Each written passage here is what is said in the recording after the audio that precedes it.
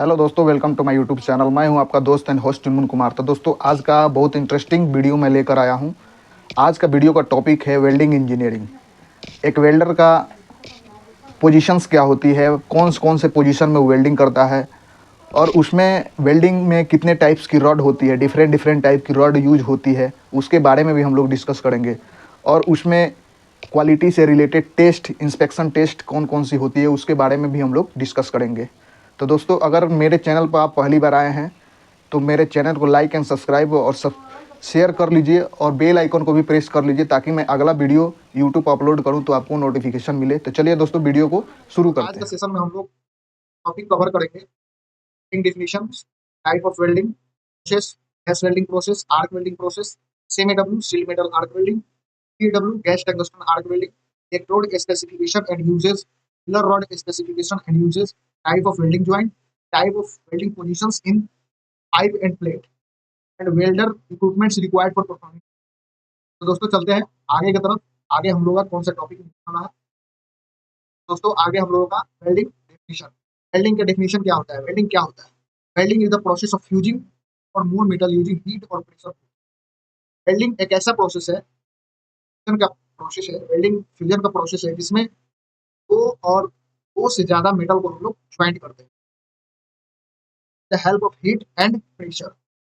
Welding is a fabrication process that join materials, usually metal or thermoplastic, primarily by using high temperature to the parts together and allow them to cook. दोस्तों, welding एक ऐसा fabrication process है जिसमें हम लोग दो और दो से ज्यादा मेटल को ज्वाइन करते हैं by using high temperature parts together, उसको allow them to housing fusion। दोस्तों, वेल्डिंग का ये डेफिनेशन हुआ। इसके आगे हम लोग चलते हैं, वेल्डिंग के प्रोसेस के बारे में देखते हैं। टाइप्स ऑफ वेल्डिंग प्रोसेस का एक टॉपिक है। पहला नंबर क्या है? Gas welding process. Gas welding process क्या है? Gas welding process is a fusion welding process. एक फ्यूजन वेल्डिंग प्रोसेस है। In this welding gases are utilized by chemical reaction to generate hot flame and the hot flame used as welding activity। मतलब क्या होता है कि हम लोग दो गैसों का केमिकल कंपोजिशन करके एक हॉट फ्लेम जनरेट करते हैं। उस हॉट फ्लेम जो हॉट फ्लेम जनरेट होता है, उस हॉट फ्लेम को हम लोग वेल्डिंग एक्टिविटी में यूज करते हैं। हमारे पास में स्कीमेटिक डायग्राम है। देखिए, ये होता है रेड कलर का, ये रेड होता है डाई एसिटिलीन। ये होता है ब्लैक कलर का, होता है ब्लैक कलर, ऑक्सीजन बोलते हैं। तो गैसेस को मिलाकर हम लोग एक केमिकल कंपोजिशन कराते हैं, केमिकल रिएक्शन कराते हैं, उसके बाद में हॉट फ्लेम जनरेट होता है। हॉट फ्लेम जनरेट होने के बाद में हम लोग उसको वेल्डिंग एक्टिविटी में यूज करते हैं। ये जो है, ये रेगुलेटर लगा हुआ है, दोनों में रेगुलेटर लगा हुआ है। उसके साथ में हॉस पाइप रेड और ब्लैक लगा हुआ है, वो सीधे कनेक्टेड हुआ है टॉर्च के साथ में।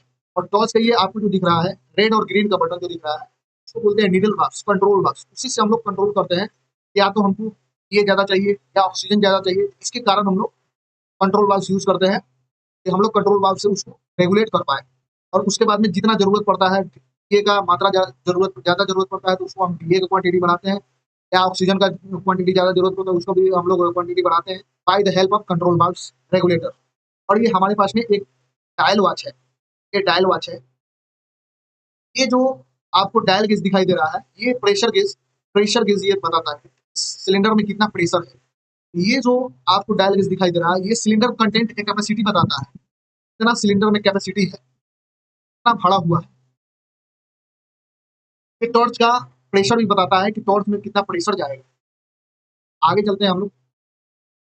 अभी ऑक्सीजन और एसिटिलीन को मिलाकर हम लोग वेल्डिंग करते हैं, एक प्रोसेस हुआ। तो ऑक्सीजन और एसिटिलीन में क्या होता है? C2H2 इसका केमिकल इक्वेशन है। इसके साथ में हम लोग से मतलब ऑक्सीजन से रिएक्शन कराते हैं, तो ये हो जाता है 2CO plus H2 plus heat generate होता है।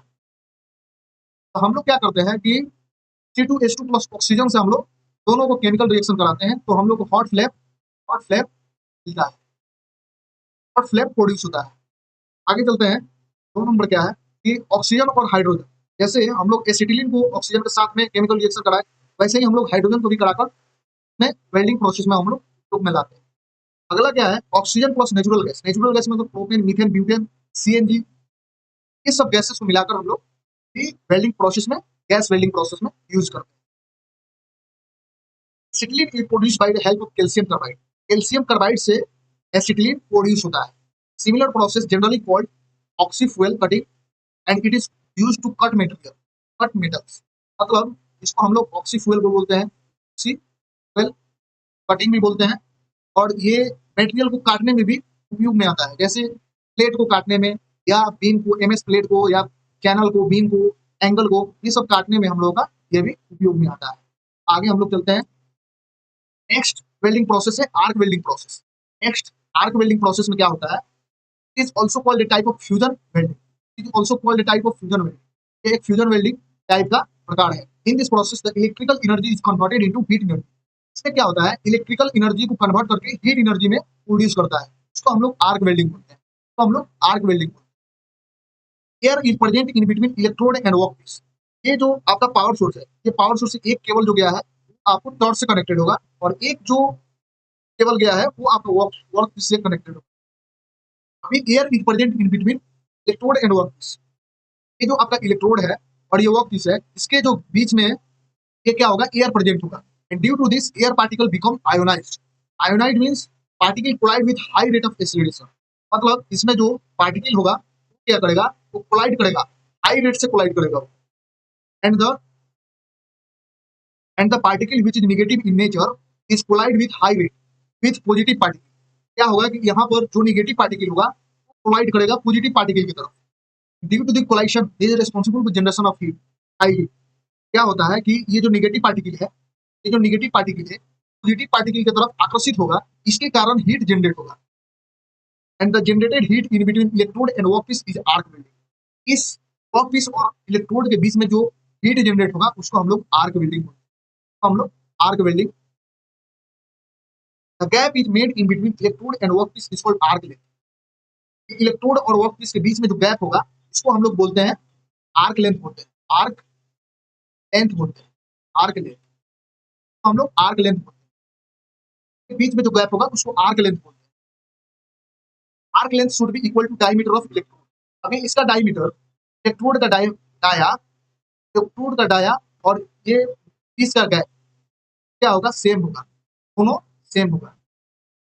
ये जो बीच का गैप है और इलेक्ट्रोड का डाया ये दोनों सेम होगा। अगर 2.5 का डाया है तो ये 2.5 mm का ये गैप होगा। नेक्स्ट चलते हैं एसएमएडब्ल्यू, मतलब shield shielded metal arc welding. ये बहुत इंपॉर्टेंट है, सील्डेड मेटल आर्क वेल्डिंग। ज्यादातर एमएस प्लेट में, कार्बन स्टील में सील्डेड मेटल आर्क वेल्डिंग करते हैं, इसके बारे में जानते हैं। It is also called a type of electric arc welding, electric arc welding. ये इलेक्ट्रिक आर्क वेल्डिंग है। It is also known as by other name, इसका और भी नाम है strict electrode welding, electrode welding, manual metal arc welding, non pressure welding, इसमें कोई pressure नहीं होता है। Is also known as stick welding, इसको हम स्टिक वेल्डिंग भी बोलते हैं। Is a welding process that uses an electric current to form an arc at the end of consumable. मतलब क्या है, इलेक्ट्रिक करंट को क्या करता है, ये आर्क में कन्वर्ट करता है eight the end of consumable electrode. इसका जो कंज्यूमेबल इलेक्ट्रोड होगा, जो ये कंज्यूमेबल खर्च हो जाने वाला इलेक्ट्रोड, उसके एंड में वो क्या होगा, आर्क जनरेट होगा। इलेक्ट्रिकल करंट को आर्क जनरेट, इलेक्ट्रिकल करंट को क्या करेगा, कन्वर्ट कर देगा, आर्क आर्क में कन्वर्ट कर देगा। नेक्स्ट चलते हैं पीटीएडब्ल्यू, मतलब गैस टंगस्टन आर्क वेल्डिंग। ये क्या होता है, गैस टंगस्टन आर्क वेल्डिंग, ये बहुत इंपॉर्टेंट है। अदर कंट्री में इसको गैस टंगस्टन आर्क वेल्डिंग बोलते हैं, लेकिन इंडिया में इसको बोलते हैं टिग वेल्डिंग, मतलब टंगस्टन इनर्ट गैस वेल्डिंग बोलते हैं, टंगस्टन इनर्ट गैस वेल्डिंग बोलते हैं। लेकिन अब्रॉड कंट्री में जाइएगा उसमें बोलते हैं गैस टंगस्टन आर्क वेल्डिंग। इसका हम लोग सीक्वेंस देख लेते हैं, इसके कैरेक्टरिस्टिक देख लेते हैं, वर्किंग प्रिंसिपल के बारे में डिस्कस करेंगे हम आगे चलकर। अभी क्या है, ये पावर सोर्स है, ये पावर सोर्स से 5 कनेक्टेड केबल्स निकलते हैं। 5 कनेक्टेड केबल्स में एक कनेक्टेड केबल्स जो होता है वो सिलेंडर से अटैच होता है, और दूसरा क्या होता है, वर्कपीस से अटैच होता है। अभी 3 कनेक्टेड केबल्स में क्या होता है, एक कनेक्टेड केबल जो होता है वो टॉर्च से रेगुलेट होता है, एक जो होता है वो अर्थिंग से रेगुलेट होता है।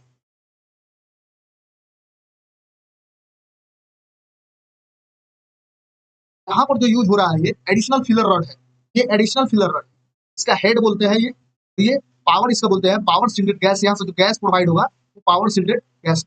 ये कॉन्टेक्ट ट्यूब है, टंगस्टन इनर्ट गैस है, इसमें जो टंगस्टन इनर्ट इलेक्ट्रोड जो यूज होता है, ये पिन टाइप के टंगस्टन इनर्ट इलेक्ट्रोड होता है, उसको हम लोग यूज करते हैं, जो नॉन कंज्यूमेबल होता है, मतलब नहीं खर्च होने वाला। लेकिन प्रैक्टिकली देखा जाए तो उसका क्या होता है, पिन जो होता है टूटते जाता है, ज्यादा यूज करने से टूटते जाता है, और टूटने के कारण हम लोग क्या करते हैं, उसको ग्राइंडिंग पर उसको शार्प करके फिर उसको यूज करते हैं।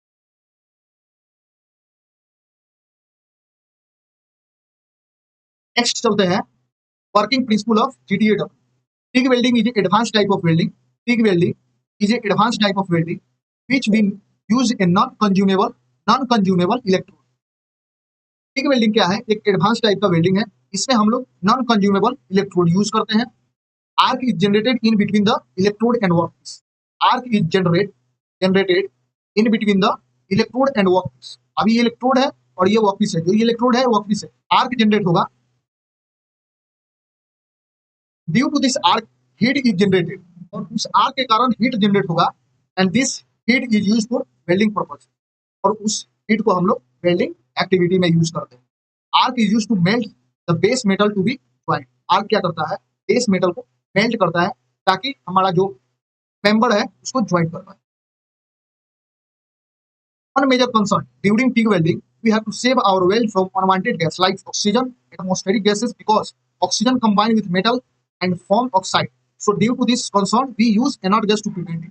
हम लोग क्या करते हैं कि जब वेल्डिंग करते हैं तो का एक सबसे बड़ा इशू हो जाता है कि अनवांटेड गैस, जैसे एटमॉस्फेरिक गैस होता है ऑक्सीजन। ऑक्सीजन क्या करता है, बेस मेटल से वो कांटेक्ट करता है, और कांटेक्ट करने के बाद में केमिकल रिएक्शन करके वो ऑक्साइड बना लेता है, और ऑक्साइड जब बन जाता है, क्या होता है कि हमारा जो वेल्ड जो होता है, वेल्ड जो पोर्शन होता है, वो उसमें बहुत सारी डिफेक्ट क्रिएट हो जाती है। इसके कारण हम लोग इनर्ट गैस यूज करते हैं। And for prevention molten metal is shielded by using inert gas, thus it helps from contaminated air। हम लोग जो मेटल जो यूज करते हैं तो क्या करते हैं, शील्ड कर देते हैं, शील्ड करके इनर्ट गैस से हम लोग शील्ड कर देते हैं। जो टॉर्च जो होता है उसमें जो मेटल होता है उसको हम लोग शील्ड कर देते हैं। शील्ड करने के बाद वो क्या होता है कि वो कंटामिनेटेड एयर और एटमॉस्फेरिक एयर ऑक्सीजन से वो कंटेक्ट नहीं करता है। आगे चलते हैं, हम लोग को क्या आगे मिलता है, सेक्शन वाइज हम लोग डिवाइड करके रखे हैं। सेक्शन वाइज मतलब क्या, कौन कौन सा पार्ट्स होती है, कुछ इसके बारे में बात करते हैं। एक नंबर होता है electrode. In TIG welding electrode made by tungsten metal. Electrode जो होता है वो टंगस्टन मेटल का बना होता है, and tungsten metal is a heavy metal, और टंगस्टन जो होता है वो हैवी मेटल है, which have atomic number 74 and this is present in periodic table in D block। का जो टंगस्टन का एटॉमिक नंबर 74 होता है और पीरियोडिक टेबल में वो डी ब्लॉक में प्रेजेंट होता है।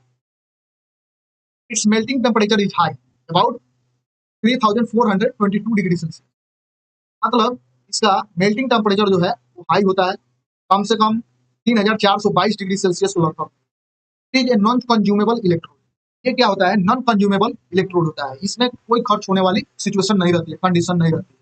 दूसरी नंबर चीज है इनर्ट गैस। इनर्ट गैस हम लोग TIG वेल्डिंग में क्यों यूज करते हैं, तो कलर कोडिंग क्या होता है, रेड या मरून टाइप का होता है, रेड या मरून टाइप का होता है। दूसरी नंबर चीज, inert gas do not take place in any chemical reaction, it is dead gas. Inert gas कोई केमिकल रिएक्शन किसी अदर केमिकल के साथ में नहीं करता है, ये इसको बोलते हैं डेड गैस बोलते हैं। We use inert gas because to prevent the contact of weld from unwanted air gases like oxygen, because oxygen creates oxide, and due to oxide problem occur in weld between metal and electrode। मैंने आपको पीछे बताया कि oxygen क्या होता है, atmospheric air होता है, क्या करता है, बेस मेटल से कांटेक्ट करता है, और कांटेक्ट करने के बाद में वो केमिकल रिएक्शन करता है और ऑक्साइड बना देता है। ऑक्साइड बनाने के बाद में क्या होता है कि जब हम लोग वेल्ड करते हैं तो इलेक्ट्रोड और मेटल के बीच में क्या होता है कि बहुत सारे प्रॉब्लम क्रिएट हो जाती है। इसके कारण हम लोग इनर्ट गैस यूज करते हैं। Finally two type of inert gas used in TIG welding. Inert gas two types का यूज करते हैं इंडस्ट्री में, दो प्रकार का, ज्यादातर हम लोग दो प्रकार का ही इनर्ट गैस यूज करते हैं। जैसे एक नंबर है आर्गन का, आर्गन यूज करते हैं, और दूसरी नंबर है हीलियम। हीलियम कब यूज होता है, हीलियम डीपर पेनिट्रेशन जब रिक्वायर होता है ना, जब हम लोग डीपर पेनिट्रेशन देना है तो उस टाइम हम लोग हीलियम यूज करते हैं। Helium is used when deeper penetration is required. और आर्गन जो क्या होता है कि हम आर्गन इसलिए यूज करते हैं, जो हमारा आर्क जो जनरेट होता है उस आर्क को स्टेबल रखे, उसके लिए हम लोग आर्गन यूज करते हैं। चलिए आगे हम लोग बढ़ते हैं। तीसरा नंबर है फिलर मेटल। फिलर मेटल क्या है? एक एडिशनल मेटल है, एक एडिशनल मेटल है जिसको हम लोग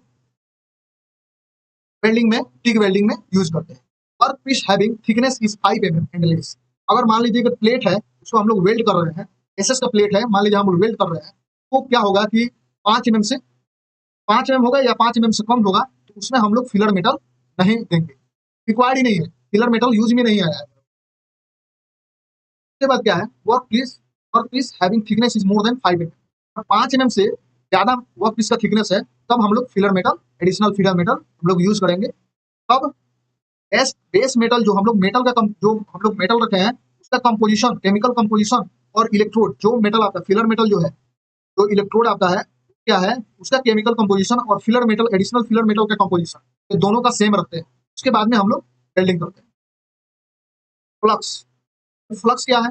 फ्लक्स क्या होता है कि आर्क में एक टाइप का फ्लक्स या कोटिंग होता है, तो हम लोग बोलते हैं फ्लक्स। तो इसमें क्या होता है? There is no flux between work piece and electrode. इसमें कोई फ्लक्स नहीं होता है, वर्क पीस और इलेक्ट्रोड के बीच में कोई फ्लक्स नहीं होता है। Power supply, power supply in TIG welding is in dropping characteristic at constant current. Dropping characteristic मतलब क्या होता है? ड्रॉपिंग कैरेक्टरिस्टिक क्या होता है? अभी ये मैं आपको बता देता हूँ कि ये मान लीजिए कि आपका आई, अभी यहाँ से हम को बढ़ाएं, ऑटोमेटिक क्या होगा? करंट जो है वो इंक्रीज कर जाएगा। अगर हम वोल्ट को ज्यादा कर देते हैं, ऑटोमेटिक क्या होता है कि करंट जो होता है वो कम हो जाता है। वोल्ट कम होगा तो करंट ज्यादा होगा, और करंट कम होगा तो वोल्ट ज्यादा होगा। तो ये होता है ड्रॉपिंग कैरेक्टरिस्टिक। कैरेक्टरिस्टिक उसको बोलते हैं, ड्रॉपिंग कैरेक्टरिस्टिक। एज मतलब हीट इफेक्टेड क्या होता है, ये मैं आपको बताता हूँ। ये मान लीजिए कि मेरा वर्क पीस है, ये वर्क पीस है, यहाँ से मैं इसको वेल्ड कर रहा हूँ, तो ये जो पोर्शन होता है ना, इसको बोलते हैं हीट इफेक्टेड जोन बोलते हैं, हीट इफेक्टेड जोन बोलते हैं। तो heat affected zone TIG welding में क्या होता है? लेस होता है, कम होता है। ये मतलब पोर्शन जो हीट होगा, लेकिन ये वेल्ड नहीं होगा, इसको हीट इफेक्टेड जोन बोलते हैं। आगे चलते हैं, uses of TIG welding. TIG welding कहाँ कहाँ यूज करते हैं? Aluminium and its alloy, aluminium और इसका मिश्रण वाला जो भी मेटल होगा उसमें हम लोग यूज करते हैं। Magnesium and its alloy, magnesium और इसका मिश्रण वाला जो भी होगा इसमें हम लोग यूज करते हैं। स्टेनलेस स्टील, एसएस में भी हम लोग यूज करते हैं, ज्यादातर हम लोग एसएस में यूज करते हैं। टाइटेनियम में भी हम लोग यूज करते हैं, निकल में भी हम लोग टिग वेल्डिंग यूज करते हैं। अब क्या है 8वां number, position in TIG welding. Positions, TIG welding में कौन कौन सा पोजीशंस होती है? तो टिग वेल्डिंग में सारे पोजीशन हम लोग परफॉर्म कर सकते हैं। TIG welding all position are perform.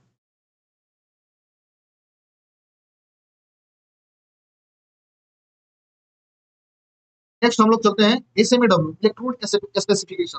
मतलब कि एसएमएडब्ल्यू इलेक्ट्रोड स्पेसिफिकेशन क्या है? सील्ड मेटल आर्क वेल्डिंग का इलेक्ट्रोड स्पेसिफिकेशन क्या है? अभी अपने पास में एक रॉड है E6013।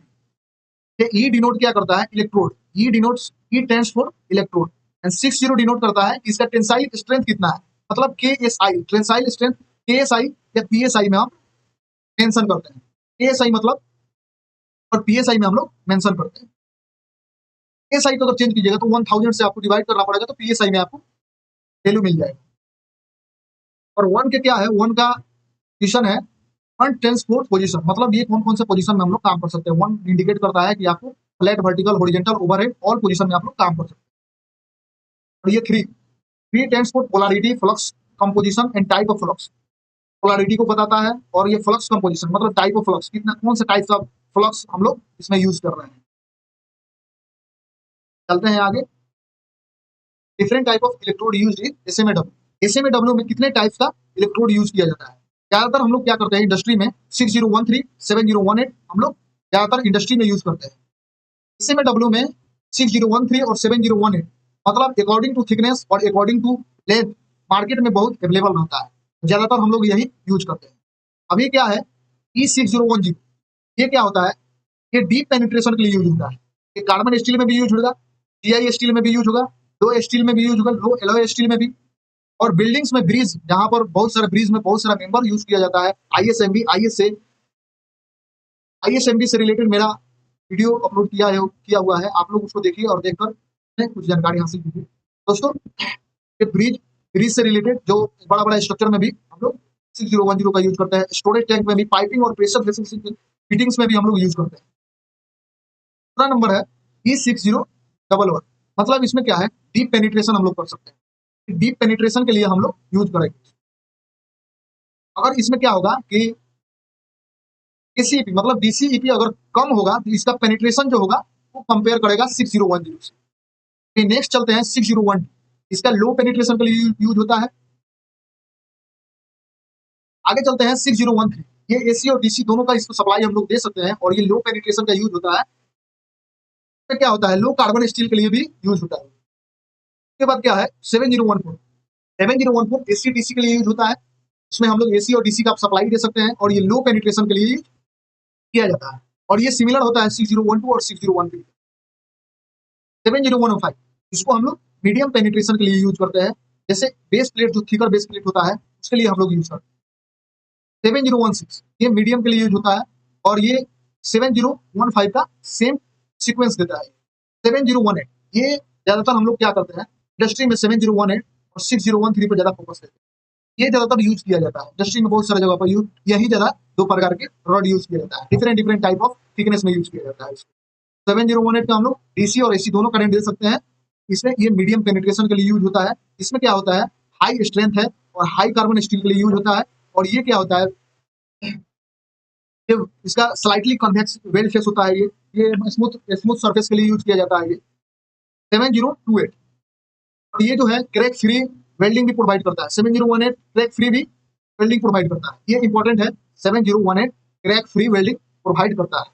7028 ये मीडियम पेनिट्रेशन के लिए यूज होता है और ये 7018 का एक गिवन साइज ऑफ इलेक्ट्रोड है बट एक लिमिटेड ऑपोजिशन के साथ।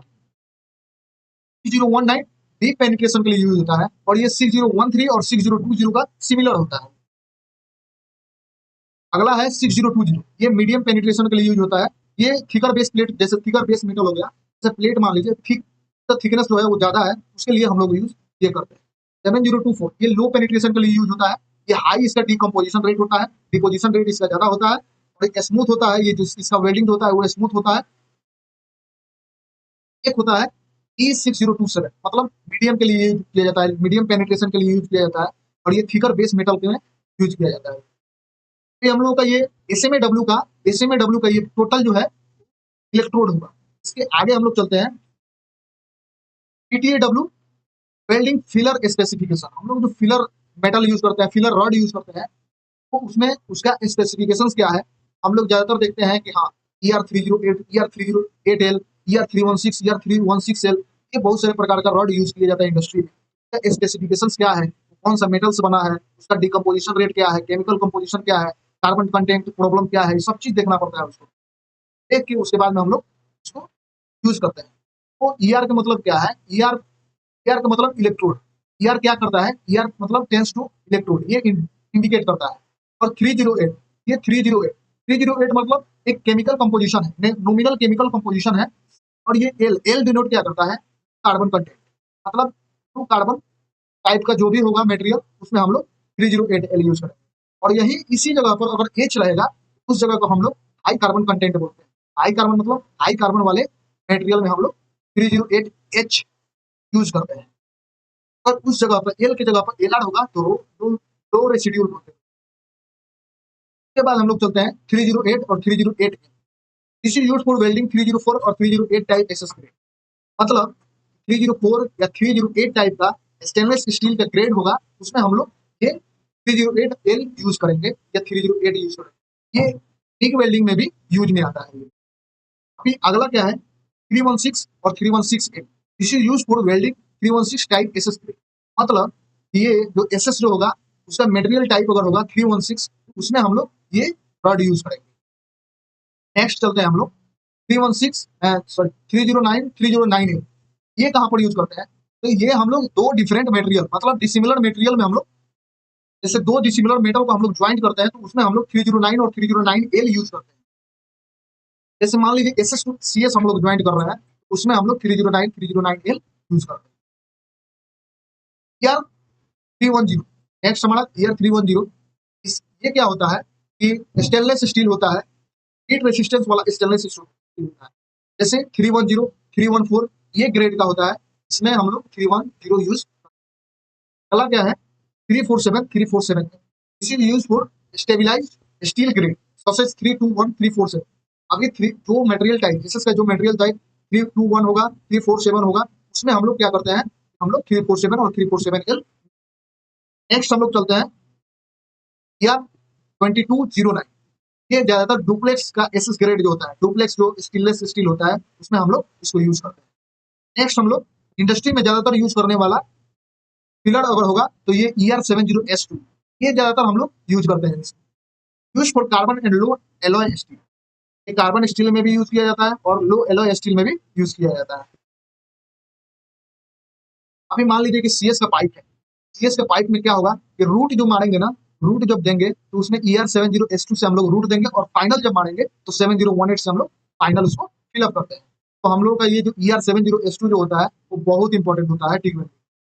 इंडस्ट्री में ER4043, ये 6000 वाला सीरीज वाला जो एल्यूमिनियम अलॉय होगा उसमें हम लोग यूज करते हैं। जैसे एल्यूमिनियम अलॉय 6000 वाला रैंक वाला जो होता है, बाईसाइकिल में, ट्रक में, ऑटोमोटिव पार्ट्स में, इक्विपमेंट्स में लगा होता है, उसमें हम लोग।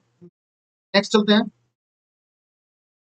फिर हम लोग जान लेते हैं types of welding joint. Welding joint कितने टाइप्स की होती है। एक होता है बट वेल्ड। बट वेल्ड मतलब कि हम दो पार्ट्स को हम ज्वाइंट कर रहे हैं और बीच में जो डी टाइप का जो ग्रूव होगा उसमें हम लोग वेल्ड फिलअप करेंगे, उसको हम लोग ज्वाइंट को बोलते हैं बट वेल्ड ज्वाइंट। फिर नेक्स्ट ज्वाइंट क्या है, lap joint. Next lap joint, lap joint क्या है कि एक मेटल के ऊपर एक मेटल रख के और उसके जो एज पॉइंट है उसको हम लोग वेल्ड करते हैं, उस एज पॉइंट को हम लोग लैप ज्वाइंट बोलते हैं, लैप ज्वाइंट। अगला जो है वो टी ज्वाइंट। टी ज्वाइंट, अभी टी ज्वाइंट मतलब क्या है कि एक हम हॉरिजॉन्टली एक प्लेट को रख दिए और उसके ऊपर से हम लोग वर्टिकली एक प्लेट को रख रहे हैं, उसके कॉर्नर में जो भी वेल्ड आएगा, 90 के कॉर्नर में जो भी वेल्ड आएगा उस वेल्डिंग को हम लोग उस ज्वाइंट को बोलते हैं टी ज्वाइंट। नेक्स्ट जो आएगा वो कॉर्नर ज्वाइंट। कॉर्नर ज्वाइंट मतलब 90 के, मान लीजिए एंगल है, एंगल को हम लोग, दो एंगल को हम लोग 90 में उसको ज्वाइंट कर रहे हैं, तो 90 के बीच वाला जो आएगा पोर्शन, उस ज्वाइंट को हम लोग बोलते हैं कॉर्नर। लास्ट ज्वाइंट क्या है, एज ज्वाइंट। एज ज्वाइंट मतलब एंगल को हम लोग ऐसे ज्वाइंट कर रहे हैं तो बीच में जो ज्वाइंट आएगा उसको बोलते हैं एज ज्वाइंट। नेक्स्ट चलते हैं,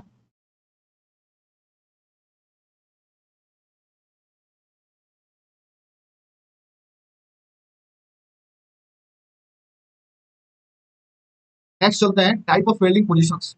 वेल्डिंग में कितने पोजीशंस होती है, पोजीशंस वेल्ड के अनुसार होता है, अकॉर्डिंग टू वेल्ड। जैसे वेल्ड क्या होता है, एक होता है ग्रू वेल्ड, एक होता है फिलेट वेल्ड। अब ग्रू वेल्ड और फिलेट वेल्ड में क्या अंतर है वो चीज हम लोग देख लेते हैं। फिलेट वेल्ड इन प्लेट, प्लेट में फिलेट वेल्ड क्या होता है, इसमें 4 टाइप्स की पोजीशंस होती है। एक होता है 1F, एक होता है 2F, एक होता है 3F, एक होता है 4F। 1F मतलब कि अगर प्लेट को हम 45 डिग्री के एंगल से इंक्लाइन रखेंगे और उसके ऊपर से हम लोग वेल्ड करेंगे, उसको बोलते हैं हम लोग फ्लैट पोजीशन। दूसरा 2F क्या होता है, ये हॉरिजॉन्टल पोजीशन होता है। एक प्लेट को हम हॉरिजॉन्टली फ्लैट कर रख दिए, उसके ऊपर से हम लोग एक प्लेट रख के उसको वेल्डिंग कर रहे हैं, तो जो एक्सिस ऑफ वेल्डिंग जो कर रहे हैं, जहां से हम लोग वेल्डिंग चालू किए हैं उस पॉइंट से लेकर जो भी वेल्डिंग हो रहा है उसको हॉरिजॉन्टल पोजीशन हम बोलते हैं। एक होता है 3F। 3F मतलब हम प्लेट को खड़ा कर दिए और खड़ा करने के बाद में एक प्लेट को ऐसे हम फ्लैट रख दिए, उस जो कॉर्नर पॉइंट को हम जो वेल्डिंग करते हैं तो वहां से ऊपर से एक एक्सिस ऑफ वेल्ड ऊपर से वर्टिकली जो वेल्डिंग करते हैं तो हम लोग बोलते हैं वर्टिकल पोजीशन। एक होता है ओवरहेड पोजीशन। ओवरहेड पोजीशन मतलब ये प्लेट हो गया, यहाँ एक प्लेट लगा दिए, वेल्डर क्या करेगा, उसका हेड जो आएगा वो नीचे आएगा और जो वेल्डिंग करेगा उस पोजीशन से, पोजीशन को हम लोग बोलते हैं ओवरहेड पोजीशन। तो ये प्लेट में, फिलेट वेल्ड में ये पोजीशंस हुआ 1F, 2F, 3F, 4F। Next क्या है, वेल्ड में पोजीशंस क्या क्या होती है। टू वेल्ड में 4 पोजीशंस होती है, 1G, 2G, 3G and 4G। ये भी वैसा ही है लेकिन इसमें ग्रू वेल्ड है, उसमें फिलेट वेल्ड है। ग्रू वेल्ड में कौन कौन सा पोजीशन है, एक होता है 1G मतलब फ्लैट पोजीशन। फ्लैट पोजीशन मतलब एक प्लेट को, दो प्लेट को हम लोग ऐसे ज्वाइंट कर रहे हैं तो जो वेल्डिंग आएगा उसमें हम लोग बोलते हैं उसको, जो वेल्डिंग करेंगे उसको हम बोलते हैं फ्लैट पोजीशन। एक होता है 2G, एक होता है 2G। 2G मतलब ओरिएंटल पोजीशन। ओरिएंटल पोजीशन मतलब दो प्लेट को हम लोग ऐसे करके उसको हम ऐसे वेल्डिंग कर रहे हैं, उसको हम लोग बोलते हैं ओरिएंटल पोजीशन। और एक होता है 3G। 3G मतलब वर्टिकल पोजीशन।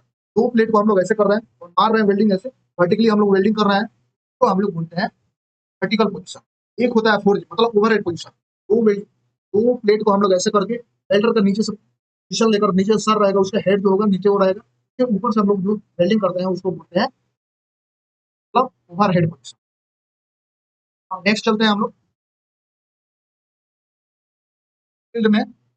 पाइप में कौन कौन सा पोजीशन होती है, जैसे ग्रूव वेल्ड मान लेते हैं, तो उसमें क्या होता है कि 4 पोजीशन इसमें भी होती है। इसमें 1G 2G 5G and 6G होती है। 1G 2G 5G and 6G होती है इसमें। 1G मतलब फ्लैट पोजीशन।